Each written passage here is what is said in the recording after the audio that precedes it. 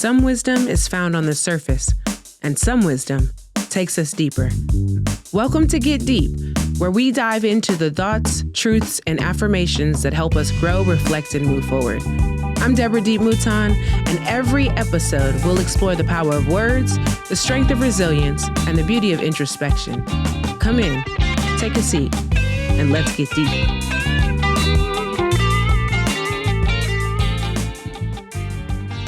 It's easy as an adult to believe you have a handle on things. You know, we've learned to pay bills. Most of us can keep a roof over our head, typically. Some of us own cars or have to pay car notes. We keep track of appointments and busy schedules. We try to make time for joy. But oftentimes we forget that we are still learning things. I'm really hard on myself. I judge myself with a very steep curve.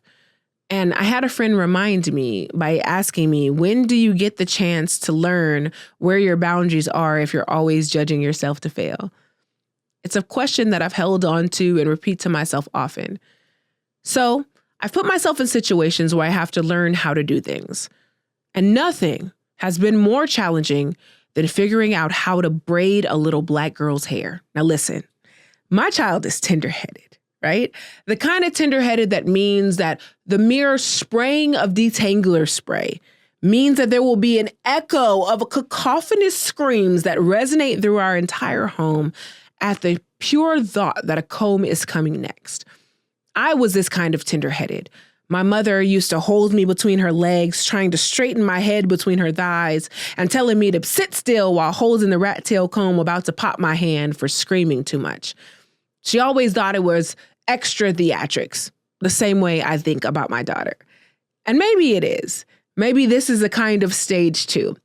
But there also is the stage of learning, of trying to figure it out as I watch YouTube University and stitch together how to hold my hand the right way for a cornrow. Y'all, I am trying. I want to give her everything she wants in a way that she looks and carries herself in a room. I want her to walk in with pride. I want other kids to not tease her and to keep her from some of the things that I had to deal with growing up when it comes to my body image and appearance. But my daughter, she is much more compassionate than I ever was as a child.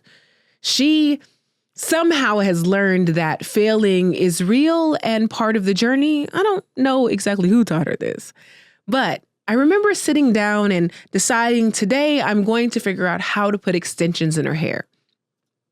She wanted neon pink extensions running through her braids with silver ropes. She wanted to be a spectacle when she walked in the room. And I was struggling to figure out exactly how much hair you put in a braid with this daughter full of a wild mane. I was learning and struggling along the way. The first few braids in the back, because you always start in the back so it could be hidden, were messy and frayed and falling apart, and I wanted to do them over and over again despite her screaming. But by the middle, I started to find a little bit more of a rhythm. My hands started to fold the way they were supposed to. I had to stop and add hair less because I understood exactly how to fold and twist the hair over. I started to apologize to my daughter about halfway through, knowing that what she imagined in her head of how her hair would look may not be the standard that I was able to live up to.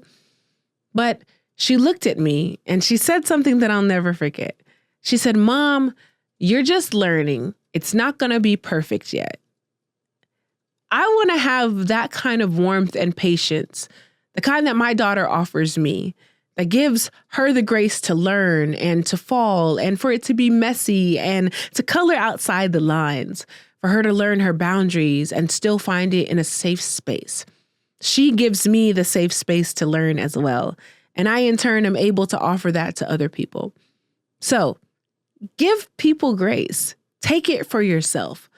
Give yourself a moment to learn, to collect, and then to master something without holding yourself to some unrealistic standard that you have to be perfect from the jump.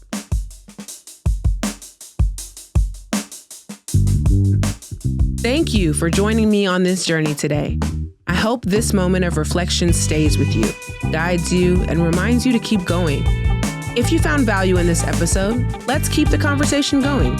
Follow me on Instagram at Live Life Deep and share your thoughts, your wisdom, and your light. And if you're enjoying the podcast, the best way to support it is simple. Subscribe, rate, and leave a review. Your support helps others find this space of growth and inspiration. This has been a Gemini's production. You can explore some of the other podcasts on the network by going to GeminisProductions.com or following on Instagram, TikTok, or YouTube at Gemini's Productions. Until next time, remember, you've been given today. What you do with it is up to you.